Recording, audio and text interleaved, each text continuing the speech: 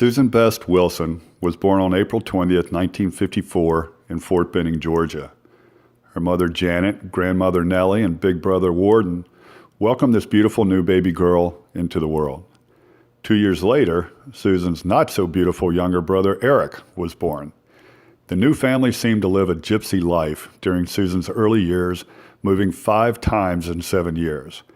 Stops included a combined 4 years in 2 German cities, a year or so each in Fort Leavenworth, Kansas, and Syracuse, New York, before finally settling in Vienna, Virginia in 1963, where Susan remained until after her high school graduation in 1972. Susan embraced the high value her mother placed on education. She received her bachelor's degree from the University of North Carolina at Greensboro in 1976, a master's from Penn State University in 1979, and an MBA from Clarkson University in 1985.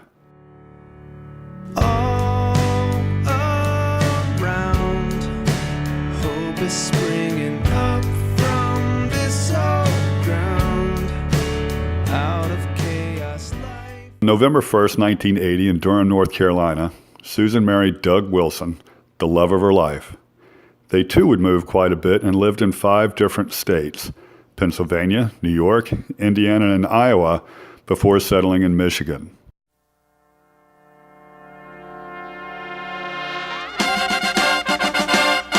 What goes up must come down.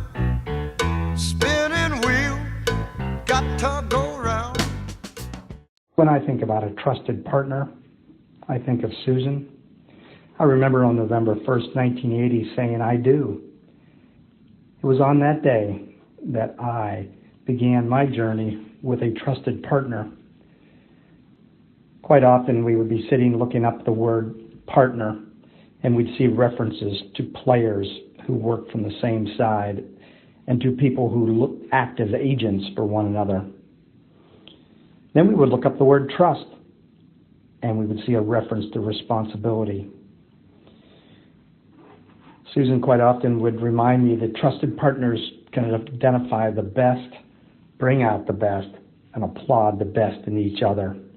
She would go on to say about trusted partners are those people willing to accept responsibility to pull together on each other's behalf. Quite often, the Susan way would be we would then begin to talk about the benefits of having a trusted partner. We'd look into the value that you would gain from having a trusted partner that would include them having a listening ear. They could offer a different perspective, provide feedback that can address blind spots. They would share in troubleshooting. They would share in your learning. And best of all, they would affirm you of your efforts. And Susan, no doubt, would question to make sure that progress was being made towards our goals. The thing that I remember most about Susan and being a trusted partner was her commitment. We would spend hours together talking about how could we help each other and what experiences we would have to change and progress and find meaning to life. Susan, you are the trusted partner that so many of us have today. Susan was a phenomenal and inspirational mother. Reed and Brianne fulfilled her dream of being a mother and never ceased being among her greatest joys. As a parent, Susan was at once loving, tender, and nurturing, patient but firm, encouraging, inspirational, and supportive, and always, always a totally engaged listener and perfect role model. Here we are on September 25th, 1988. Getting ready to have his first bite of his first meal. You're picking up on the primitive noises that he's making of his ancestors who also ate bananas. Everyone typically knows that Mom was truly kind and cared about the true good in the world. However, most people don't know that she had an unbelievable knack for the biggest moments in sports. She's the only person in the family with a hole-in-one, and the only person to hit a moving clay target on her first few tries with the shotgun. It was truly a joy to share these hobbies with her, as she was always out there just to support us and have fun herself. All this pain, I wonder if Look at there.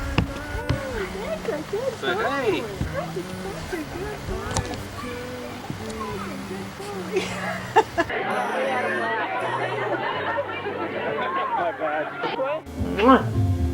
That was a great gift.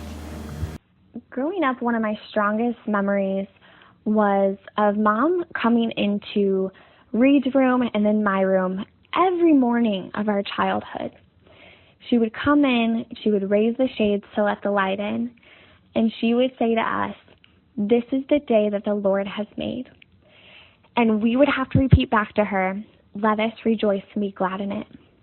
And back then, I thought this was a trick to make sure we were conscious and about to get up and ready for the day. But now I look back at that and realize that it was her simple, intentional way of showing that she was grateful for the day, but also sowing that gratefulness in both Reed and me.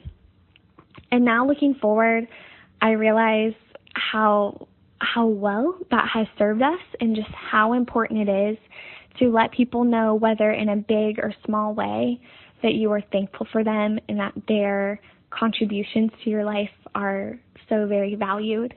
So thanks, Mom, for that extremely valuable life lesson, and I hope to honor you by always living with a grateful heart. all this pain, I wonder if I'll ever find my way. I wonder if my life could really change. Have a good friend, you have to be a good friend. And Susan was the best. Most of us count ourselves lucky if we have one or two close friends, but Susan had many great friends. The support she received during her treatments reflected the love, dedication, and appreciation she had cultivated with countless friends and admirers. This ground at all.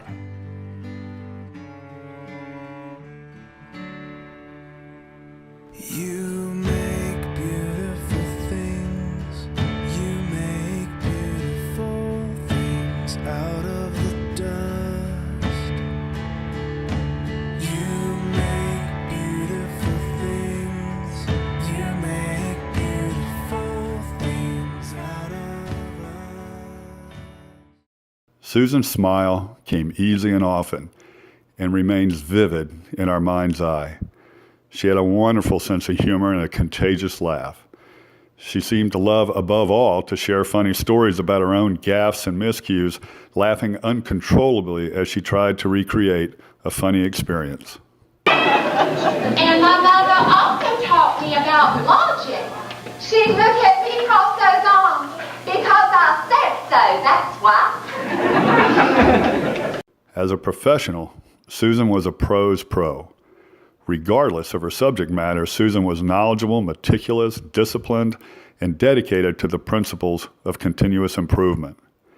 She was an accredited certified speaking professional, a published author, a management consultant, and a personal coach. She accumulated a varied and impressive list of clients, including the Drake Bulldogs women's basketball team, Maytag, Alcoa, and Progressive Industries. Susan authored several books, including Goal Setting and Your Intelligent Heart. Her passion, however, never centered on accumulating awards and personal recognition. Rather, her work was an expression of caring deeply for people in a way that helped them to be their best selves personally and professionally. The catchphrase she created, GOMO, get over it, move on, effectively conveyed her relentless positive energy and spirit. So Doug pulled me aside one time and he said, "Susan, has it occurred to you that people don't want your advice unless they've asked for it?"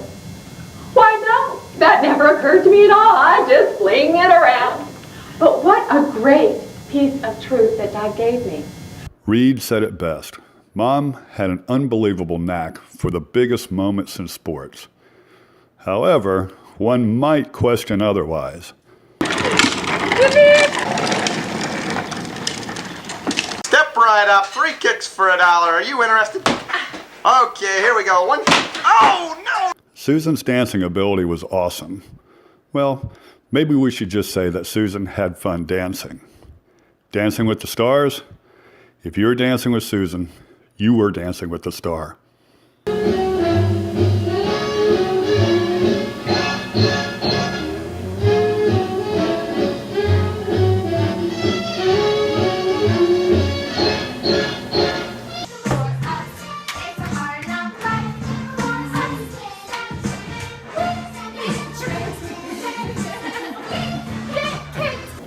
Can you give us that big old smile? I can, because I love you big old much. Cool.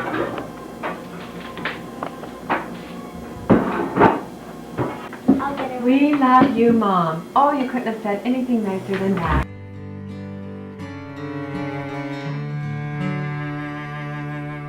All this earth, could all that is lost ever be found?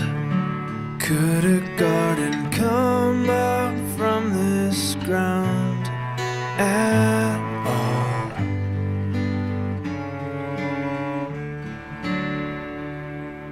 You